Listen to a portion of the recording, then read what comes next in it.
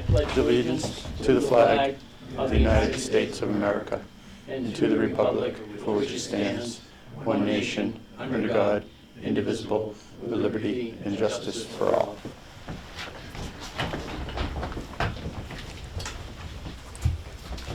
Well, good evening, everyone. Thank you for taking time out in your busy agendas and lives. We welcome you to the Focus on Norton series, sponsored by the Norton Republican Town Committee. I'm Paul Rawazzi, chairperson of the Norton Republican Town Committee. And as I've repeated many times, the Focus on Norton's goal is to inform the people of Norton what is happening in our community and continue to grow our community into an informed citizenry.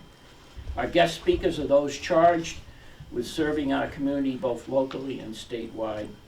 We have them tell their story and explain the duties and responsibilities of the positions they hold. This event can be viewed on local cable TV via the video menu in the Norton Media site.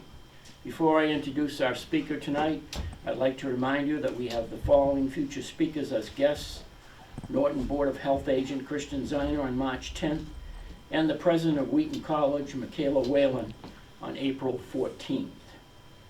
Tonight, our guest speaker is Norton Police Chief Brian Clark. He's no stranger to our group, and welcome back. Chief Clark has served the town of Norton, Mass. for over 30 years, and the last 17 as Chief of Police. Chief Clark has held the ranks of patrolman, patrol sergeant, detective sergeant with the Norton Police Department.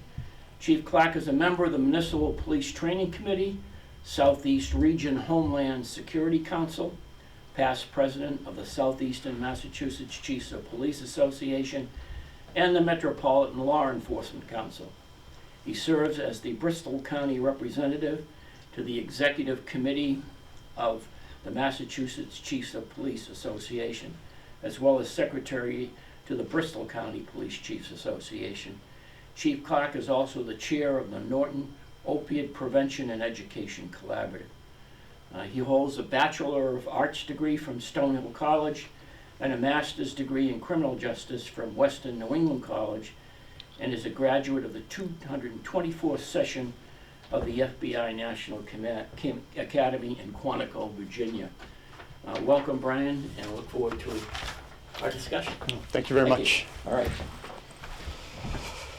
Good evening. Thank you for inviting me. The last time I spoke was in November of 2022, so I'll kind of give you maybe a couple updates that have happened since then. Some have been good and some have been not so good. So, one of the first things I want to do is just talk about, kind of what our main functions are as a police department. I've always said that, we kind of look at a triangle, and, our calls for service, community policing, and traffic safety have been our three main functions for quite a while. Certainly there's other things that come in there, but those are really the three main functions we've had. We handle over 12,000 incidents a year, some 1,100 motor vehicle stops, some 400 citations. We certainly have a fair share of general disturbances that have a great number, about 350 of them. We're seeing ourselves deal with a lot of neighbor issues, more than we have in the past, that we've been dealing with. Kind of under the community policing and maybe even the calls for service, we do a lot of mental health outreach. Really started in 2015 when we saw ourselves, the town of Norton, as 26 per capita for opioid addiction, opioid overdoses, and it really caught our attention. We started doing more follow-up. We established a problem-oriented policing team. We trained people in how to use Narcan. We put a prescription drug box in our lobby so that people could get rid of expired and unused prescriptions. And we started a co-responder program with the Community Counseling Center of Bristol County, which has probably been, one of the better things, or probably the best thing that I've done as chief, because it's assisted every single department in town, and there's a lot of outreach that goes along with it to provide resources to those in need. Certainly the community policing, we go through a lot of events, the food drive, toy drives. We're doing a first responder night tomorrow night with the Honor Guard at the basketball game. We've done senior citizens and elder abuse presentations. and taken part in the Kathy Bailey charity basketball game, just to kind of name a few. I think from the mental health perspective, this past year, when we talk about opioid addiction, we've seen our best year since 2015, where we actually only had 2 overdoses and no fatal overdoses. That goes to a high of around 2016 of over 30, with a third of those being fatal. So we've done a lot of groundwork on that, and we've been pretty successful with our problem-oriented policing team and the community counseling center with the co-responder model. The area that we need to really address, and I've talked about this when I came before you last time, is civil service. We're down 2 positions right now to retirements. We have another person that's currently out injured. That's three positions. And since August, we've tried to hire. We've gone through 160 names, and can't find one viable candidate. That's a major problem with civil service. We tried to get out of civil service, as you know, last year, but it failed at the ballot. Some people say, they didn't really have as much information about it. I don't know if that's true or not, but this has been something that we've seen on the horizon for some 6 years, and it's really come to an end point now. Even civil service knows that there's a problem, and as our state reps and senators can tell you that civil service just passed new legislation to change it to a hybrid approach, which isn't great, but it's better than what we have now. We're not there yet. The civil service is doing some training and coming up with some rules to follow that the town would have to sign an MOU, but imagine, that, when I got hired some 30 years ago, there was a lot of competition. It wasn't like it is now. Civil service was created in 1884, and we moved into it in 1958. So there's definitely some changes that need to be made. You might ask, why is it so difficult to find somebody? And I'll just put you to the time of the earliest times of 2020, when we had the George Floyd incident. We have protests, defund the police, and vilify the police. And it's when you see that on the news, there aren't young people that are saying, I want to sign up for that.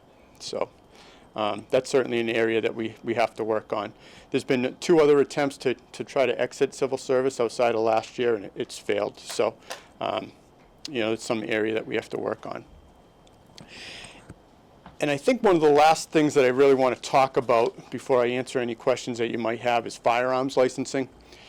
That's always a big one, and I'm not necessarily a firearms guy where I know a ton about it, but we do get a lot of questions, and it does provide some anxiety for people when a new law changes.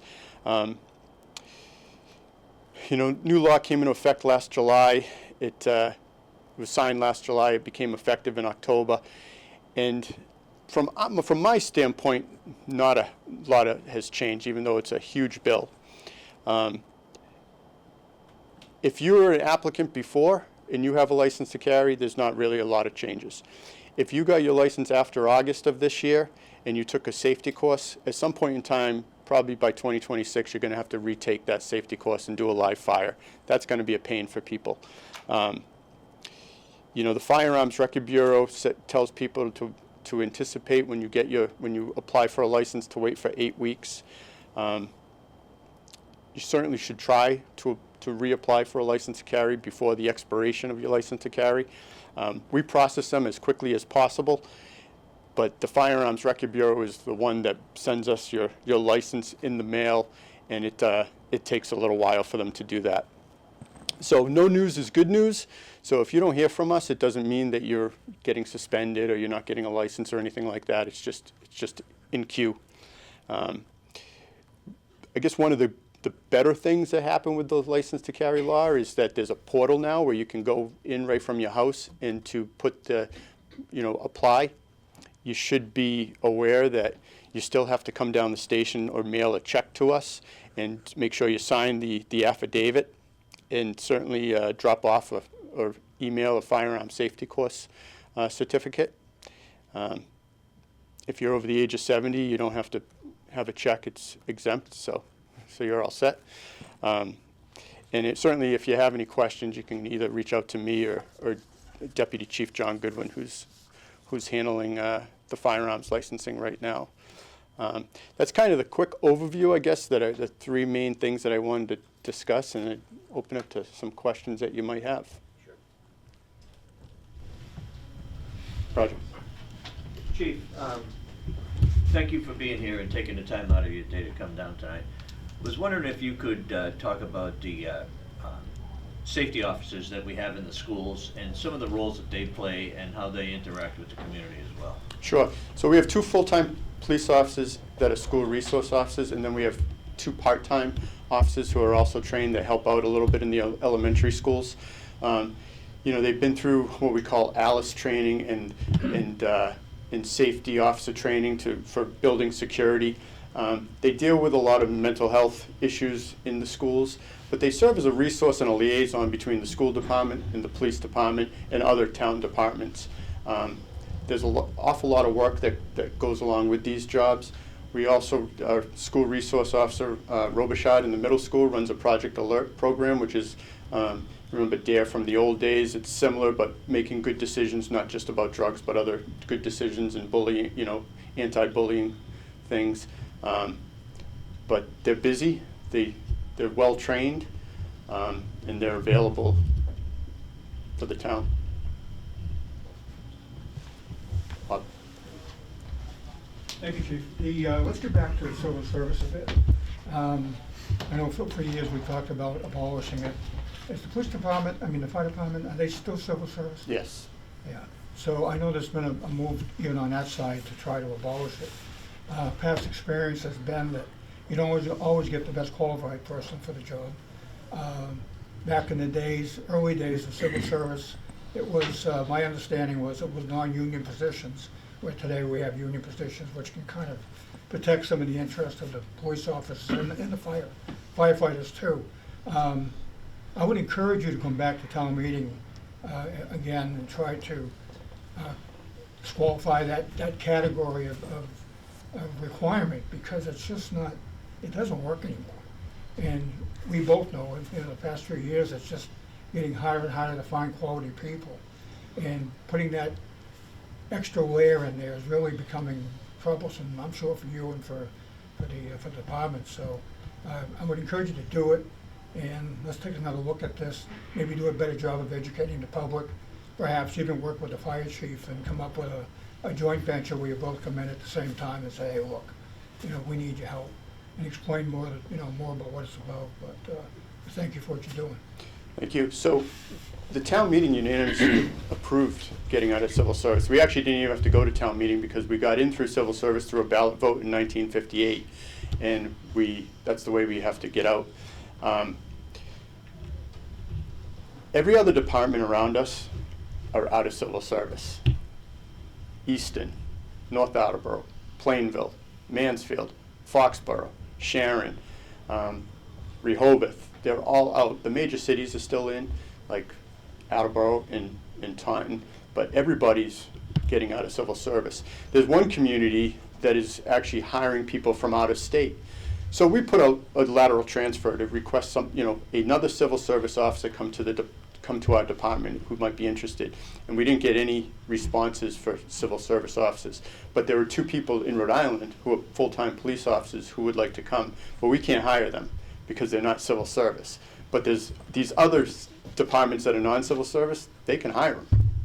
So, yeah, it's definitely frustrating where we are now. So. Brian, without getting too far into the weeds, the application, I noticed I saw it online, it said, looking for a change for a lateral transfer. But what are some of the reasons why these 100 and some odd people are not qualified? Are they just, in other words, are we talking about a institution like civil service where they might be good exam takers, but not necessarily good police? So there are people that sign up for the exam and just take it. They're just taking exams. And out of 160, there were 10 people who came in, signed a list that said they're willing to accept. They want to go through the process. Of those, we had a handful that withdrew for whatever reason. One was a police officer in another community, wanted to stay there. Two were in college, wanted to stay in college. And the others just weren't, quite frankly, just weren't a good fit and, weren't the quality that we were looking for.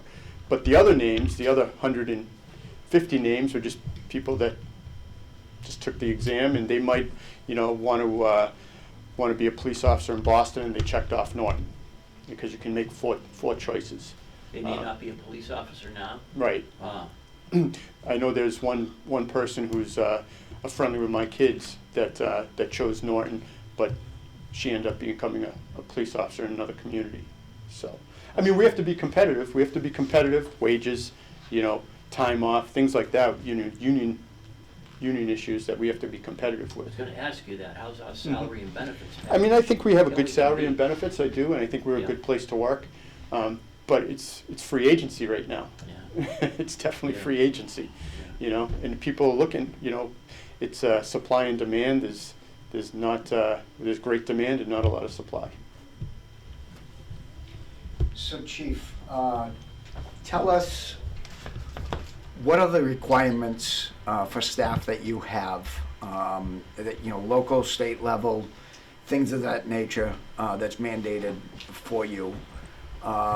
There's another perspective is your department that you run now is, in my opinion, it's superior to surrounding communities. We have, nothing for crime. So I know some of the staffing would be due to, understaffing would be because of, retirements, things of that nature, and you need to backfill, and it might be someone that now you gotta pay overtime for someone to fill that. Yep, absolutely. I get all that stuff, but for other people, so that's the first part. Second part would be, if we have a mandate issue for staffing, obviously we need to start thinking outside of the box if we're not getting qualified people, because every community is competing for the same small basket of people. Mm-hmm. What is allowed for other options? I know other parts of where I go, there's other sub-entities of the police department. Yeah, they are part of the police department, but they don't have, firearms. They don't have arresting authority. They don't have certain authorities, but they can have presence. They're not full-fledged, full police officers, but they might be community officers. Are we able to, with the laws, are we able to start looking at some options like that to bridge gaps and whatnot? All right, that's a big question. So let me start by saying that we run a shift with a desk, somebody in the station, and 3 patrols in east, west, and center as a minimum. That's our minimum staffing. It's been our minimum staffing since 1989 that I know of. So if we have a staff of 6 officers on the shift, which is our maximum, and somebody takes it off, then another person takes it off, then we're back down to the bare minimum. If we have injuries or we have retirements and we're losing that 6th person, then we're at 5, and then if somebody takes a vacation day, sick day, holiday, training, and they go down and another person does it, then we backfill that with overtime. So I think what you're mentioning is probably used more down the Cape, some Cape communities, as a community service officer, because they patrol, say, the beaches. They have people there in kind of like we do with civilian traffic. Like we had to change the ways we do things because of police reform, which I didn't mention tonight, and no more reserve intermittent academy like we used to have years ago. So we can't hire part-time police officers anymore. So we have civilian traffic people who are trained and can assist with road jobs and details and stuff. We haven't really broached that area of that community service officer because we don't have that, I don't know if we have that need right now. But certainly, I think in the future, we will be looking at, some more civilian jobs. Certainly, we do that with our clinician. We have a records administrator who's a civilian, that'd be certainly an area. But I think down the Cape is where they use the community service officers to be a visible person with a radio to, radio ahead if there's some type of issue, certainly around the beaches or parking and things like that. And that's all I'm getting at, just like you did with the traffic. Mhm. That's all, just trying to think out of the box to come up with some sort of solution. Because who knows if it's gonna get better or not. And what are those requirements of staffing for you? Are those internal, state level? What are they? They've just been the way it is because the way we do the town. I mean, certainly don't want to go lower than 2 on the road. That would just be crazy. No, and I'm not saying that. I mean, I'm very thankful you're on the safest.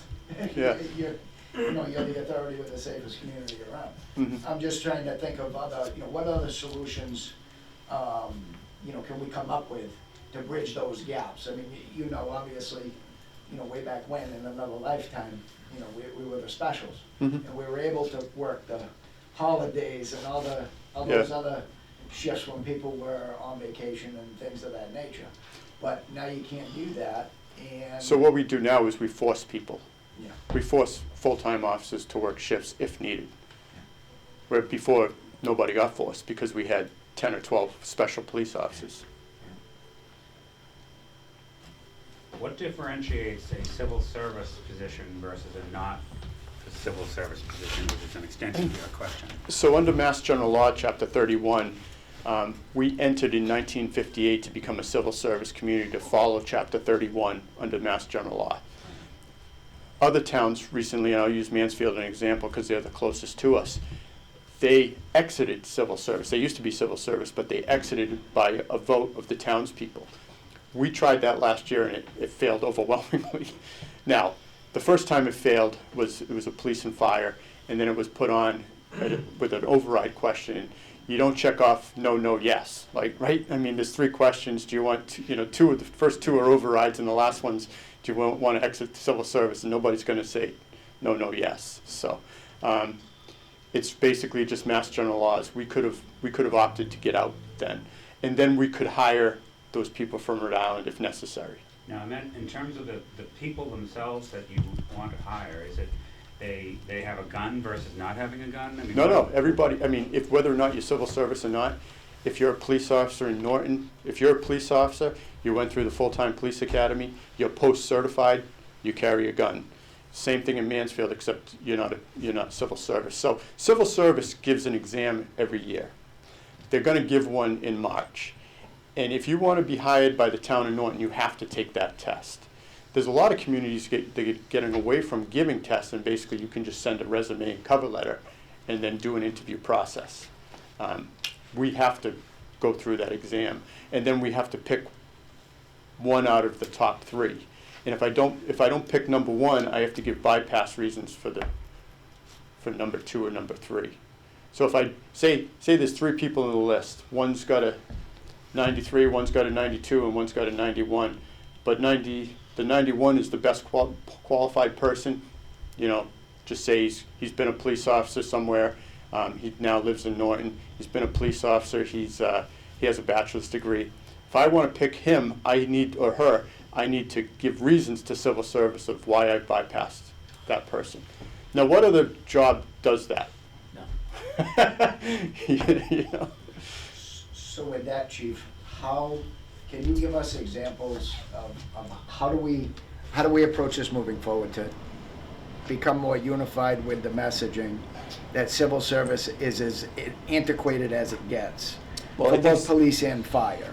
I think something like this is good. I think we probably should go in front of the select board at some point in time, both the police chief and the fire chief, and have this conversation a little more, maybe have a bigger presentation, spend a little more time on it. I told you that there is this new hybrid approach that the town will have to sign an MOU, the town manager would have to sign an MOU.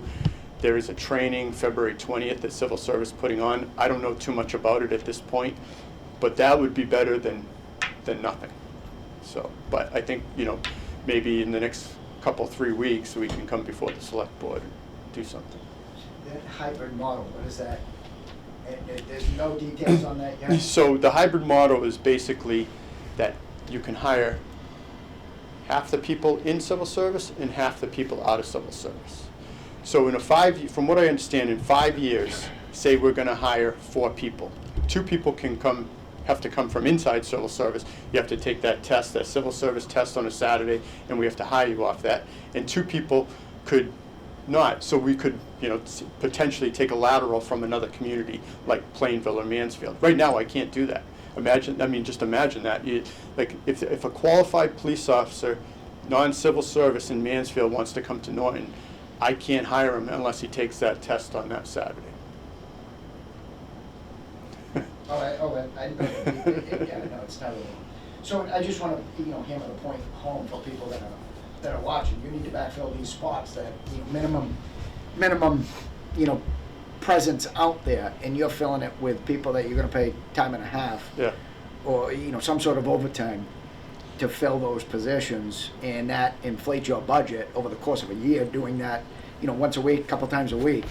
That's why I think that's the argument for the staff level that you need. So for the past few years, we've been able to recognize when a retirement's coming and hire somebody ahead of time.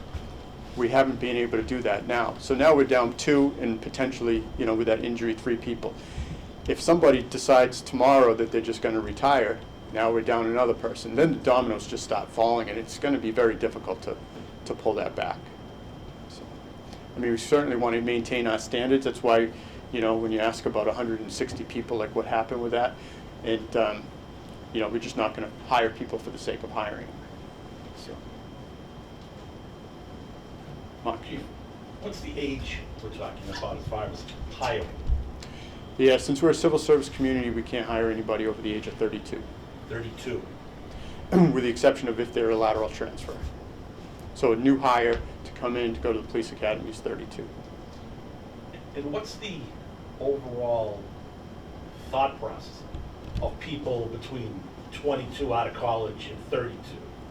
Are they against the police? Is that like the, Yeah, I don't know if they're against the police. I tell you, one of the, I have a long family history, and one of the things I just found out in the last couple of years is that my great-great-grandfather was a state detective before the state police in Braintree. He actually was involved in a couple of major cases back then, as the history goes. And my father was somebody that pushed me in the direction of law enforcement. I think there's always that family history. Now we have officers telling them, don't get involved in this.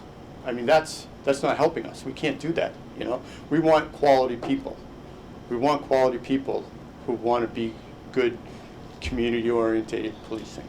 So, but if you're telling them, go work for another company, or this union's a good union, the electrical union or something, that's not helping us. On the resources and equipment side, do you have any wants and needs? Do you feel pretty good about, you don't see the guys complaining they don't have that extra? No, technology is definitely, I don't want to say we struggle with technology, but technology is so far ahead that it's sometimes it's tough money-wise to, keep up. But, we all have tasers and we have good equipment. We just got new firearms, and, we have to maintain our cruisers. We have 4 cruisers down right now, so we're waiting on 3 to come in that from the fall town meeting. Usually we ask for them in the spring, which we did. We didn't get any in the spring. We had to wait till the fall, so we're behind the 8 ball on that. But I don't think anything in particular. Our station is over 25 years old. We're doing some station renovations now. We just did a new HVAC system for our firing range. We just got new windows. Having some cell repairs that have to be done per Department of Public Health regulations. So, Chief, you say a vehicle is in for repair. Do we have our own in-house, or do we farm that? yeah, we do. The highway department has a mechanic that does that, but sometimes it needs to go for warranty work to the dealer and stuff. So. Oh, I was just going to shift on to firearms registration, if you don't mind. It was interesting that you said not, in your opinion, not much changes with existing license to carry holders, but I have considerable anxiety over the new rules. So it's so convoluted. It's tough to comply, and you worry about registering your firearm. I mean, I worry that it's- on Monday I'm a law-abiding citizen and on Tuesday I'm a felon, you know? Yeah, I mean, it's definitely, it's a convoluted law. It's not, not something that's easy to read and figure out. Um, The registration, I suppose, of firearms is beyond the town, right? You're Yeah. LTC licensing, but do you have any insight into, you know, you purchased a gun in the state of Massachusetts and you went through that portal and you filed it, but now it seems like in 2026 you have to re-register it, or? Yeah, I mean, I can't tell you not to Before worry. they have the portal available, and it's like the law happens before the ability to comply with it. I can't tell you necessarily not to worry about it, but I'm gonna tell you that, you know, it's nothing we're gonna do. When, there's no way necessarily we're gonna find out whether you registered a gun or not, to be honest with you. Yeah.